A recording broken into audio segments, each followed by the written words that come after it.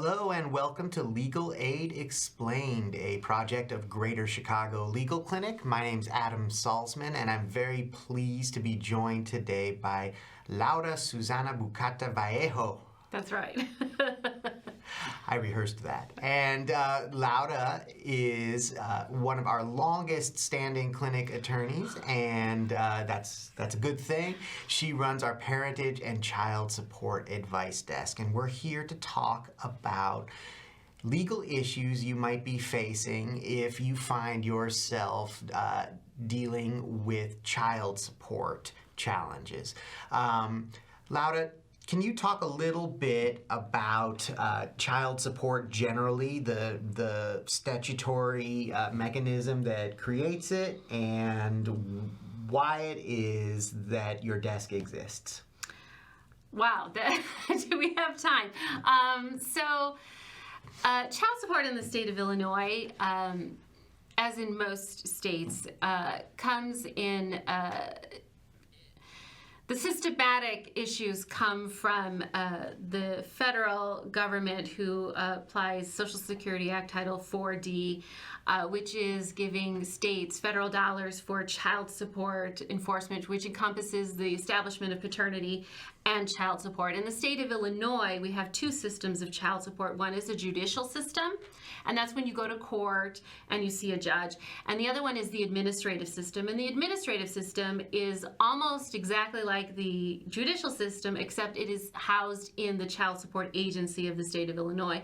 In Illinois, it's the Department of Health Care and Family Services. So if you are, for example, the father of a child, or the presumed father of a child, and you are either divorced from or never were married to the mother of the child, child support essentially describes the economic obligation you have under the law to contribute to the child's upbringing with money. Correct. In the state of Illinois, it falls under two different statutes. One is the Illinois Marriage and Dissolution of Marriage Act, which is when you get divorced, you fall under this umbrella, which talks about marriage, but also dissolution of marriage. And under that comes the child support statute, which is Illinois Compiled Statute 5/505 for any of the attorneys out there. And then there's also the Parentage Act. It used to be the Parentage Act of 1984. Now it's the Parentage Act of 2016.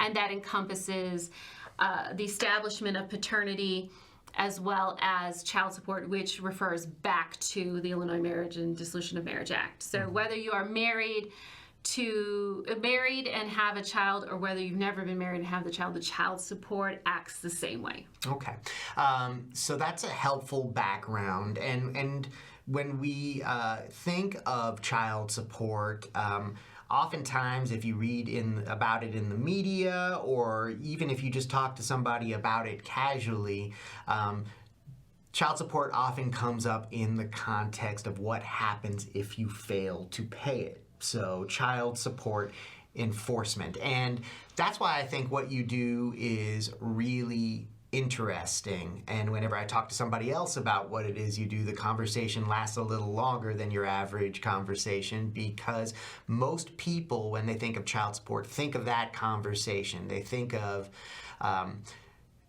they think of people who fail to pay child support as deadbeats. They believe that the full weight of the system should come down on these people, and that people should be penalized for failing to pay child support. But what I've learned in my time working with you at the clinic is that the picture is oftentimes much more complicated than that. And if you are somebody who is being pursued judicially or administratively because you have failed or allegedly failed to pay child support that you owe, there may be more options available to you than you realize. And can you talk about that a little bit? Yes, or a lot? Well, it's a really complex and loaded question. So yes, most people think of deadbeat dads and throw the book at him, and how can we force somebody to pay child support, and that comes with varying levels of enforcement. If you are under a court order, you have to pay the order for support.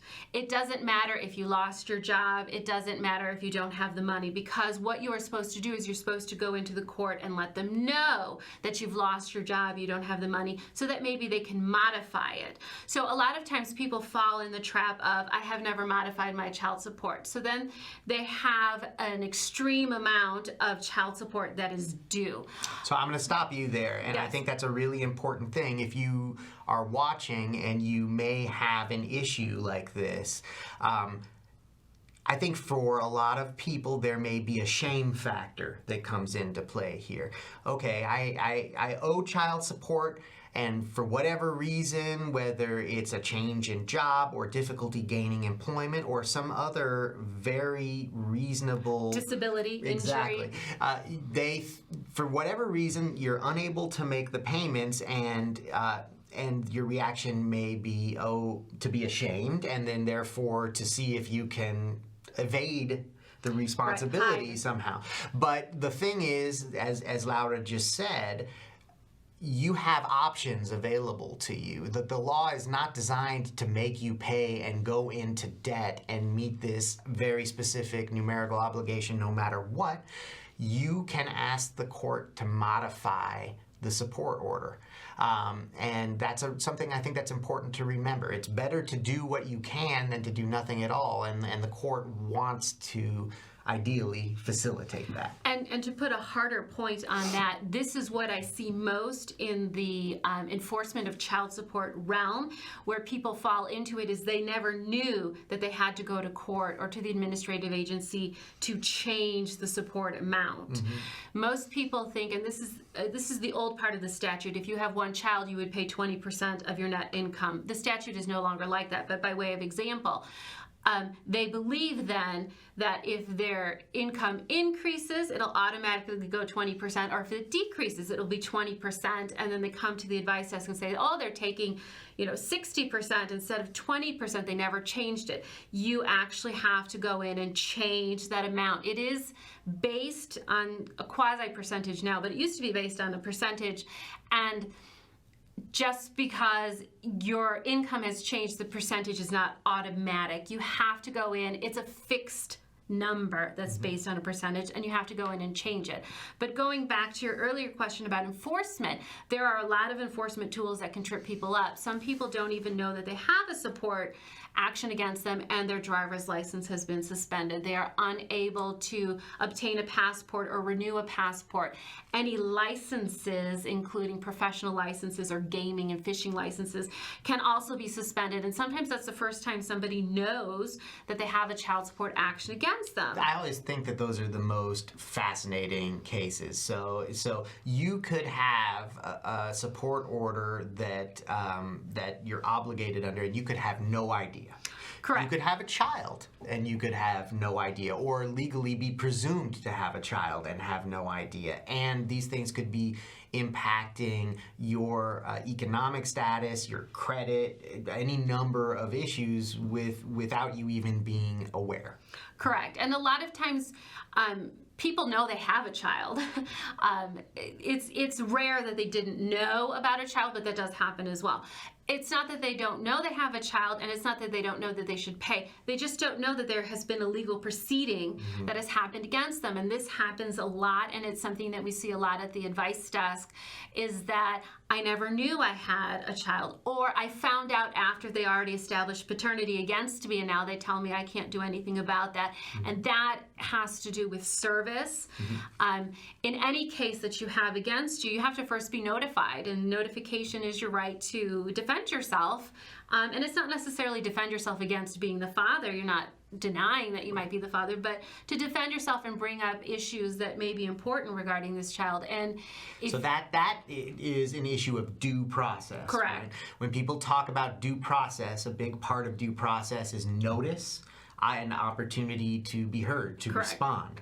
And what you're saying is that you often will encounter situations where there's been a failure to adequately notify somebody, which is why they're unaware that all of this activity is happening. Can you talk a little bit more about different ways that failure takes place? And, Sure. Yeah. So the very first step after somebody files a complaint or a petition, sometimes it's a complaint to establish paternity, sometimes it's a petition to establish child support and something like that. That's filed. The very next step is to get service on somebody. And there are two types of service. There's a third type, publication, but we're not going to talk about that. That's few and far between. But the two types of personal service are going to be personal service, where they actually serve you with papers. Right. You may see that on a television program where somebody walks up to somebody else and says, "Hey, are you so and so?" And the person says, "Yeah," and they hand them some papers. And They they say, go, "You are served." You've been served. Correct. Right. And unlike the movies, you don't have to be touched. They don't have to say you're served. If you try to evade service, they're just going to throw the papers at you. You can't be like all cagey. Right. But personal service is like it sounds, you're personal. Another form of personal jurisdiction over somebody, which puts them into the jurisdiction of the court, is called substitute service. And this is the one that trips a lot of people up.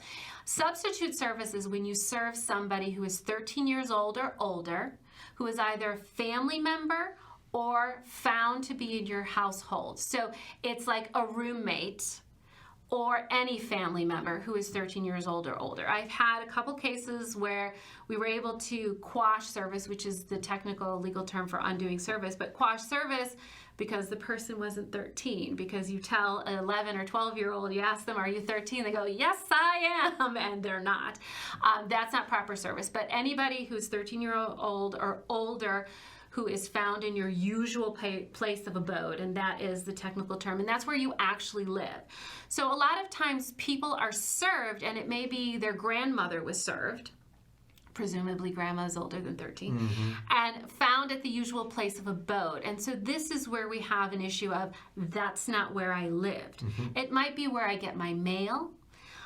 It might be a good place to find me if you don't know where I am, but it's not good for service. So a lot of times, grandma might have a stack of your mail waiting for you when you come visit, and here's your mail, and your service papers might be in there. Right. So you can attack it that way. But you might not be there that often, and you might actually be living somewhere else. Correct. So if you maybe officially or not officially, but you receive mail at grandma's house, but you're actually staying somewhere else, the argument would be, from the perspective of the person who has allegedly been served, that's not my usual place of abode. Correct. And sometimes the person served is not a family member there at the time, or is not somebody who resides there. So your friend Johnny is at your house, and Johnny gets served with the papers. If Johnny doesn't live there, that's not adequate service. Another one of the big ones is they get served at an old address that they no longer have any association with. So it's an old address. The sheriff just jots down the person who was served, and unless and until you're able to let the court know that that was not good service, you're under this court order. Right. So if you don't show up in court, which you won't because you don't have proper service, you didn't know about it. Because you were never notified. Right, you didn't actually know about it. You don't show up in court, and then what they can do is default you. And default you means that you didn't show up, you didn't provide any testimony. The court makes a decision regarding the issue before it without your testimony, which generally is he's the father and he should pay support, and you haven't said anything against that. And then that's how an order is entered, and you don't even know about it. And then it's when the enforcement comes that you find out about it. So how often in your day-to-day do you see a situation like that? Okay, well, I see it a lot. Yes. If child support goes smoothly in the way it should, I usually don't see anybody because they That's don't have true. any It legal comes to issues you. to talk to me about. But it happens more frequently than one might think. I see it, I mean, that's the bulk of my work is either doing modifications of child support or this service issue, and then the other big one is I'm not the father, I just found out. Which is perhaps the most interesting one to talk about, so we'll put that aside for the moment. And we'll go back to service. So you talked about quashing service. Yes. So if I am someone who never was properly served, but but somehow still get drawn into court. What's the usual way that somebody who wasn't properly served will find out that they are involved in this proceeding? Or what is an example of some way? So, unfortunately, some people get pulled over for a random traffic stop and they find out their driver's license has been suspended and they didn't know about it. That happens quite frequently. Or the passport issue has happened as well. Other times... Talk about the passport issue for a second. So if you're, for example, applying to renew a passport? Correct. So passport is governed by federal law and child support enforcement is governed by state law. So state enforcement cannot revoke a passport. They can prevent you from obtaining one or they can prevent you from renewing one. But if you currently have a valid passport, you still keep your passport, which also exacerbates the surprise, because if you have a passport and you don't renew it for 8 more years, you might not find out that it's been suspended, I guess you would call it. But, right. The other way that people find out is all of a sudden they get a new job and then they're withholding from their paycheck and they say, what is this withholding? Because especially if the state child support agency is involved, they can use your social security number, find out where you're working and pull the child support from your check in a normal withholding. Or tax intercepts. At the end of the tax year, I'm getting a refund, and then you don't get a refund. And then you find out then that they have a child support order against you. So those are the usual ways that we find out. Right. So all very unpleasant surprises. Yes. And those are ways that somebody would first come into contact with the system if they haven't been properly served. So let's talk about that situation just a little bit more. So if I am somebody in that situation, I finally find out, I come to court to try to deal with it, but I can't necessarily afford a lawyer on the private market. That's how I end up maybe coming to you for assistance, right? Yes. So the advice desk has been around since 2007, and especially in Cook County, which is where we're based, although the advice desk can handle any part of the state. But in Cook County, the judges mostly know about the advice desk. The clerk of the circuit court knows about the advice desk. They have the phone number. They have been referring for many years now. Other not-for-profit organizations know about the advice desk, so they refer. But it would be a phone number that you would call to get to the advice desk. You leave preferably a case number, but you leave your name and number, a very brief description of your issue, and your docket number, and then somebody will call you back to get preliminary information. We have to do a conflict check for people, which is just to make sure we haven't helped the other side. And then I take it from there depending on what the issue is. Right. That's okay. What's the number? The number is 312-796-3070. So repeat that one more time. One more time. It's area code 312-796-3070. Thank you. So the reason that this is all phone-based now is because of the pandemic, and coming out of the pandemic, what used to be mostly an in-person court-based service is now something like very many businesses in the United States that takes place remotely. Correct. But the ability to provide assistance in this kind of situation remains undiminished. Can we talk a little bit about other scenarios that might cause a person to become aware of a parentage proceeding against them where previously maybe they hadn't been adequately notified? I think you got me there. I don't know. Well, where I'm getting at actually is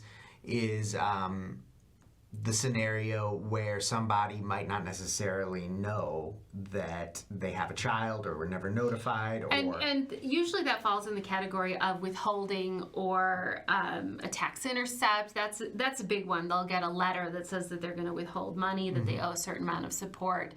Other than that, you might go decades without knowing about something. And so your first move in that kind of situation, if somebody talks to you and these are the sorts of facts that you're presented with, would be to look at service, whether service was adequate, and if you find out that it wasn't, then you move to quash service, correct?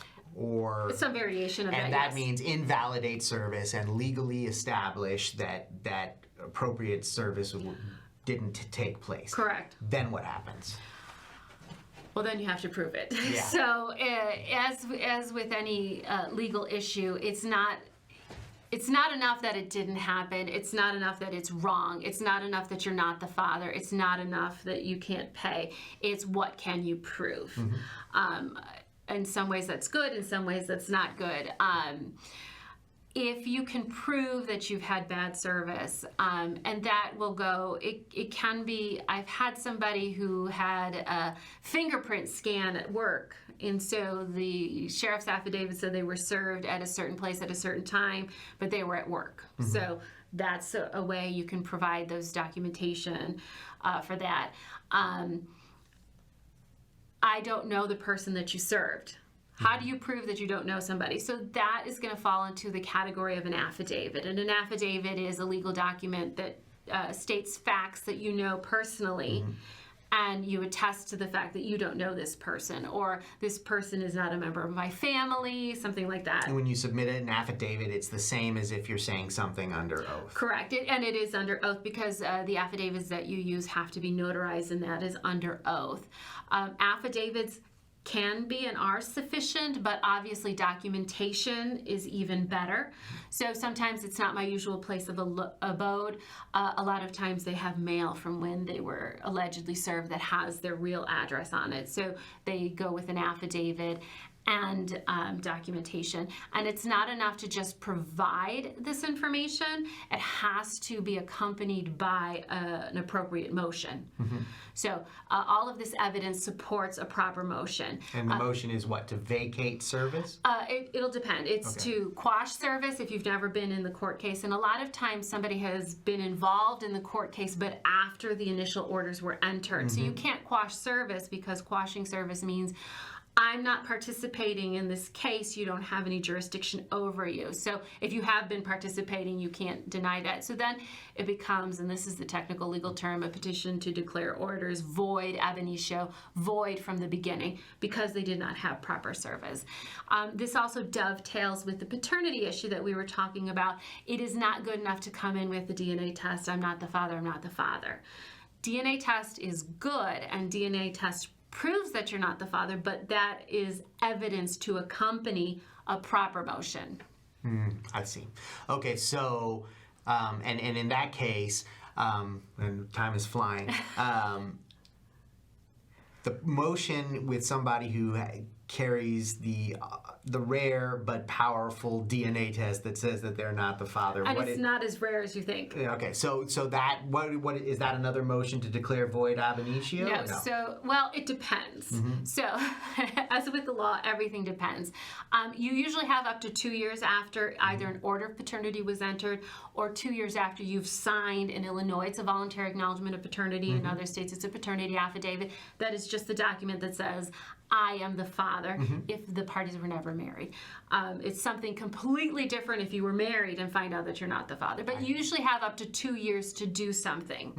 If your DNA test comes when the child is 5, we're over. And I've seen it come in when the child is 30.